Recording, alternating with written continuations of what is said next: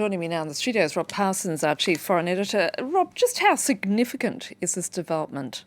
It's massive. As Gulliver just said there, this is the only significant city that the Russians took since the start of the war, the only regional capital, Kherson. Very important strategically because holding it gave the Russians a platform to move further along the coastline towards Odessa. But now that it's fallen back to the Ukrainians, it gives them a platform, if they're thinking about it, and moving later towards Crimea. But in terms of what it will do for morale in Ukraine, it will be enormous. The celebrations will be truly joyful, and we're already seeing the scenes in Kherson as people come out after 8 months of occupation by Russian forces, celebrating by greeting the troops, flying Ukrainian flags, and that'll be repeated all over the country. On the other hand, in Russia, the mood is aghast at the moment. People are genuinely shocked. On television, some of them, the most pro-war people, can't believe what they're seeing.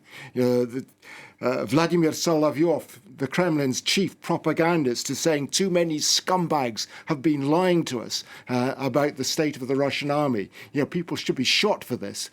There is real anger, concern, shock. What on earth is happening? And as one political commentator said, Sergei Markov, there will be political consequences for this. There will be big political consequences. Quite how far they'll stretch into the Russian hierarchy remains to be seen. But it's hard to see everything being just as they were before. Is it too optimistic to say that this could be the beginning of the end? Well, it could be, but I think it's too early to really go down that path. There will be a violent reaction, almost certainly, from the Russians. I wouldn't be surprised if there were more rockets fired at Ukrainian cities over the next few days and weeks. But the fact of the matter is that the Ukrainians have outmaneuvered the Russians, have put them back on the defensive, which is not to say that the Russians are finished. They have enormous potential. They've got massive armed forces. They still have lots of weapons, plenty of ammunition. What they don't have, though, is the morale of the Ukrainians. They don't have the organization and fighting spirit of the Ukrainians. And so far, their leadership, the military leadership, has not shown the military skills of the Ukrainian military leadership. So if things carry on down this road, and the Russians are under pressure up in the north of the Donbass as well, in Luhansk province, it's possible that this is the beginning of the end.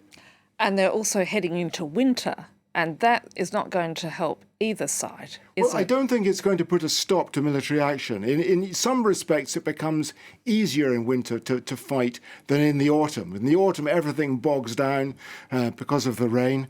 But if it's a reasonably hard winter and the ground freezes, then it's easier to move your heavy equipment across the ground, across the terrain. So, in that sense, I don't think it will necessarily mean that military operations will come to a stop. It makes it all more unpleasant for the military to operate in those sort of conditions. But I don't think it'll have a big effect on stopping operations. Rob Parsons, thank you so much.